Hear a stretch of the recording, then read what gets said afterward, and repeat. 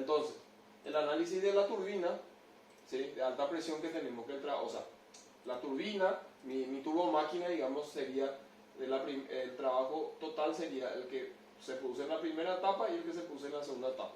En la primera etapa directamente H5 menos H6, que tengo, ya lo tengo, tengo mis valores de entalpía, y en la segunda etapa es H7 menos H8, ¿sí? Este debería ser por 1 menos I, ¿sí?, por 1 menos I, y con ese, reemplazando los valores, obtengo el trabajo de la turbina, que sería de 1538,29 kJ por kilogramo.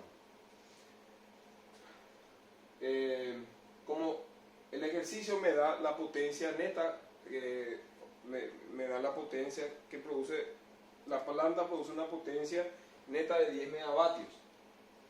Entonces,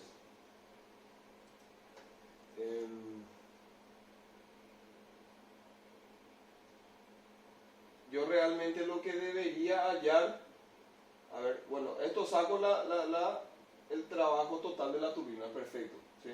Bueno, ¿qué hago luego? Yo puedo analizar,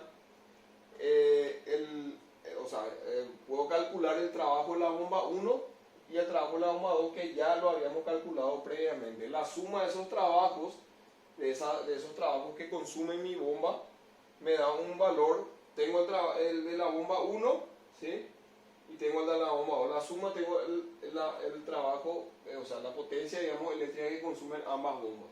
Entonces, a esa potencia, al trabajo total que yo he calculado, yo le resto de las bombas, que es lo que calculé acá, y puedo obtener el trabajo neto total, ¿sí? ¿Ok? Entonces, con ese valor puedo hallar ya directamente el rendimiento. El rendimiento de mi térmico, de mi planta, va a ser lo que yo tengo sobre lo cual, o sea, lo que tengo para poder, lo que busco sobre lo que tengo para generar eso, ¿sí? Yo lo que busco es una potencia neta de salida, y ¿qué tengo para generar eso? El calor de entrada.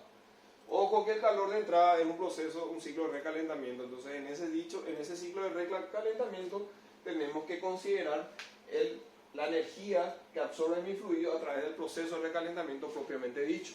Entonces, el calor de entrada, ¿cómo va a estar dado? Va a estar dado por la entalpía, la variación de entalpía entre 5 y 4, más la energía que yo recibo debido al recalentamiento, que estaría dado entre la variación de entalpía H7 menos H6.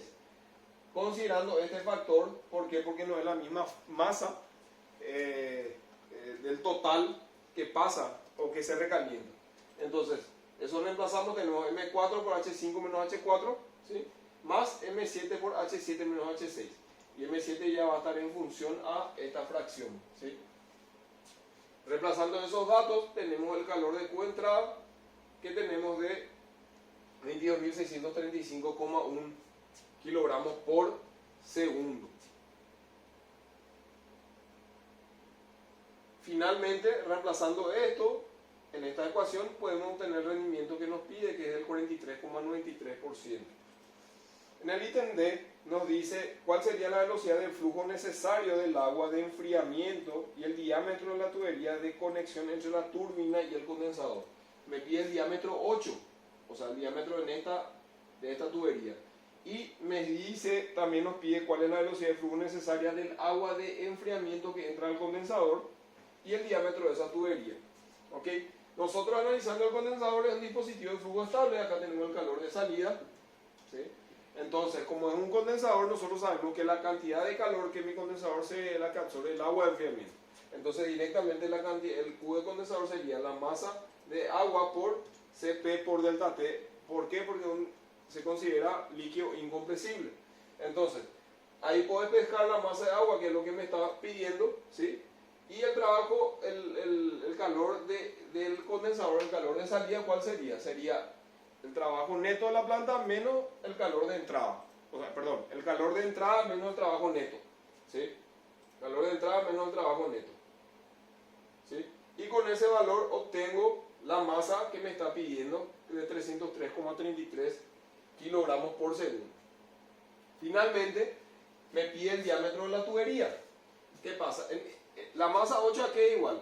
Es igual a ρ por A por caudal, ¿sí? Entonces, ¿esto a qué es igual? Al área, ¿sí? Por la velocidad dividido el volumen específico.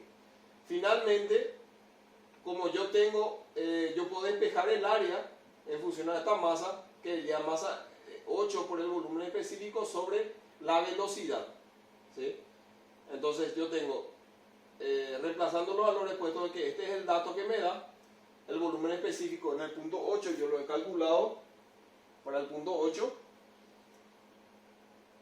acá, ¿sí? El volumen específico, y con ese dato obtengo el área de 0,778 metros cuadrados.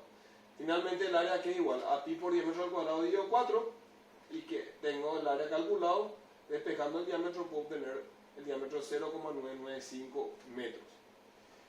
Y el gráfico que nos pide este versus S respecto a la línea de saturación, el área, digamos, bajo esta curva es el trabajo neto de mi planta, y tengo el proceso, un proceso isentrópico, todos estos son verticales o paralelos, digamos, a mi eje de temperatura, eso hay que atender, y reemplazar los valores de presiones que tengo, ¿sí? Y las distintas expansiones. Hay que tener en cuenta este punto, que es el de sobrecalentamiento, en el cual yo tengo el valor de 550 grados, que es propio del tipo de ciclo.